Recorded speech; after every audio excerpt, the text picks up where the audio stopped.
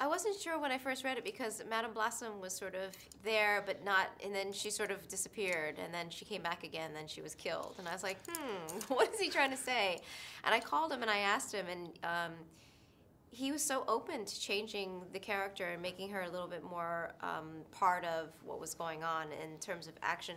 Also, there was not even an action scene for Madame Blossom, and I asked him about that, and he said we can add that. And I talked to him more about developing her character, and that monologue from the bathhouse was something that came up from that conversation, and she turned out to be, I think, a bigger part of the movie than he originally had had thought of when he offered me the role. So it changed quite a bit, and it was exciting that he was so open to it, because I really thought he was going to say, well, this is what we're doing and this is how it's going to be, so if you want to be part of it, great. If not, that's okay too. And instead he was like, I really want you to be part of it. What can we do to make that happen?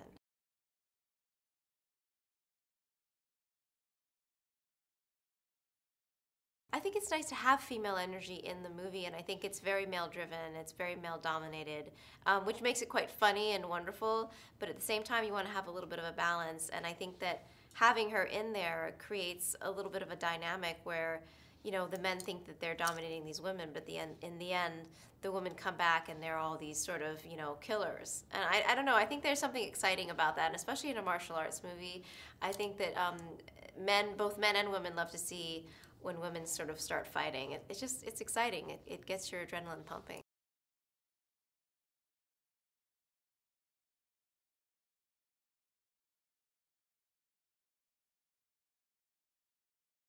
Right. When I do wire work, it's never really second nature because it's so different, and it's probably changed quite a bit since when I started doing it in 2000. With Charlie's Angels. And for this, it was even more different because in China, they don't really have the same regulations as they do in America, so you can just be on a very narrow wire. It's just a very different system. You know, they don't really, it's not as guarded, they're not as, you know, the insurance policy is quite different, I have a feeling. So it was a little more, I mean, I actually, for one of the stunts, I crashed through some of the scenery, and I mean, it wasn't a great moment, but it was kind of funny because it was unexpected, and that's never happened in my entire career of doing stunts before. I mean, obviously I was fine and I was in one piece, but it was a little bit scary for a minute. So no, you don't ever really get used to it.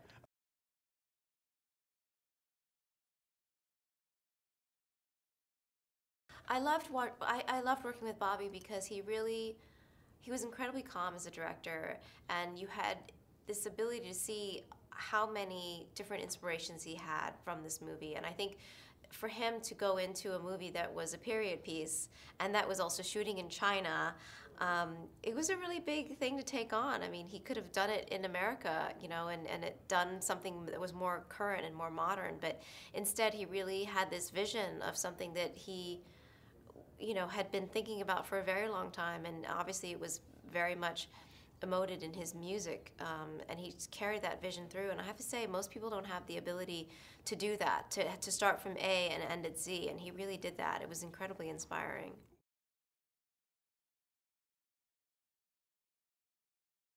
It was incredibly exciting going back to China. I actually shot Kill Bill there, so it was nice to go back to that area. I mean, when I shot Kill Bill, we shot in Beijing, and so this time we shot outside in Shanghai, about 40 minutes outside of Shanghai.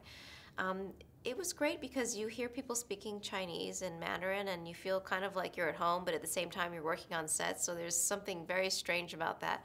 I think the one thing about China is that there's so many people there, so the amount of crew that you have, you know, working on, let's say, your costumes, you'll have 10 people as opposed to 2 people. So if anything went wrong, you know, there'd be 10 people on top of you, and it was a very different energy, a different feeling. But I loved working there because it really gave the movie it influenced the movie, I think, not just visually, but just there was an energy there that everyone brought to it that made it much more exciting.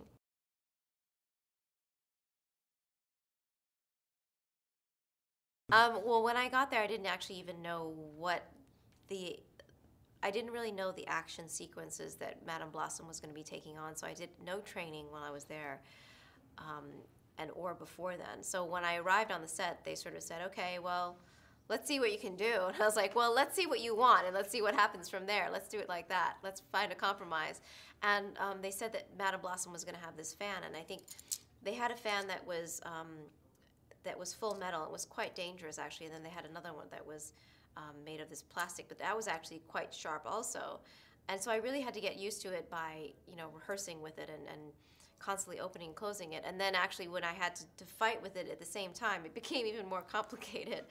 I had a really good time working on the movie. I learned a lot about spontaneous stunts and spontaneous fight action sequences on the movie. But I think it's going to turn out really well, and I think the audience is going to really enjoy it.